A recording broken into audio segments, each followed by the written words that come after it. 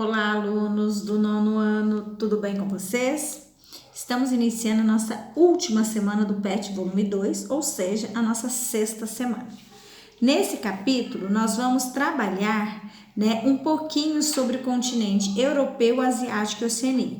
Estou dizendo um pouquinho porque são continentes com características totalmente diferentes, localizados, próximos, vamos se dizer assim, a Europa com a Ásia, a gente costuma dizer Eurásia, porque assim é difícil de definir onde termina e onde começa o outro, O limite deles ali, por exemplo, é os Montes Urais, o Mar Negro, o Mar Cáspio, além da Cordilheira do Cáucaso, que delimita esses dois continentes, A Oceania, que é mais ao sul e tem característica totalmente diferente, formada aí por milhares de ilhas, Tendo destaque para a Austrália, Nova Zelândia, Então, o texto de vocês na página 96 vai falar um pouquinho sobre esses continentes, Então, ele começa falando sobre a Europa, que a Europa é formada por 50 países e mais 8 territórios, Faz fronteira aí com o continente asiático,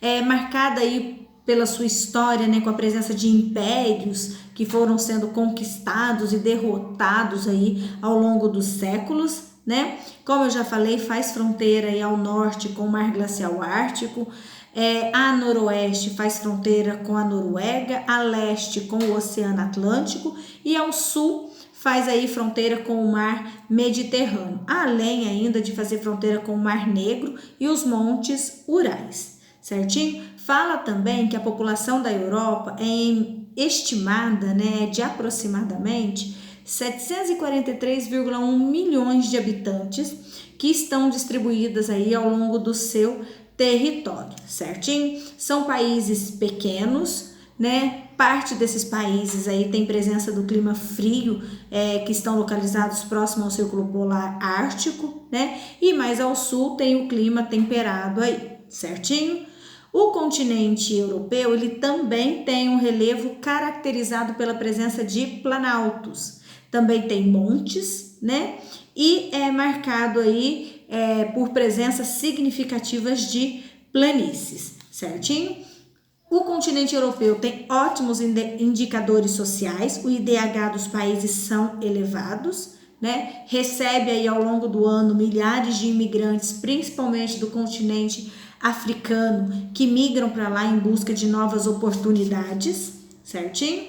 Falando um pouquinho da Ásia, a Ásia tem 48 países e 6 territórios, A população asiática é considerada aí aproximadamente entre 4,436 bilhões de habitantes, tendo no continente os dois países mais populosos do mundo, China e Índia. Na página 97, dando sequência ao texto falando sobre o continente asiático, fala que a Ásia é marcada por uma cultura milenar que faz parte aí da história da humanidade, Tem presença de países importantes como China, Japão. Estimativas indicam que se a China continuar crescendo economicamente do jeito que está, em menos de 10 anos, ela vai ultrapassar a economia dos Estados Unidos, certo?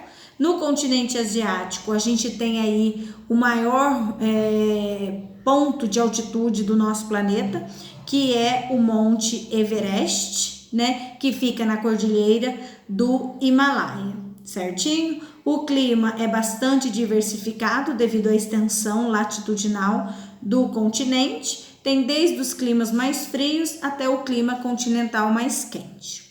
A Oceania, como eu falei, é formada por milhares de ilhas e ilhotas, A Austrália é o maior, tem muita gente que acha que a Oceania é somente a Austrália, e na realidade não. A Austrália é o maior país da Oceania, tá?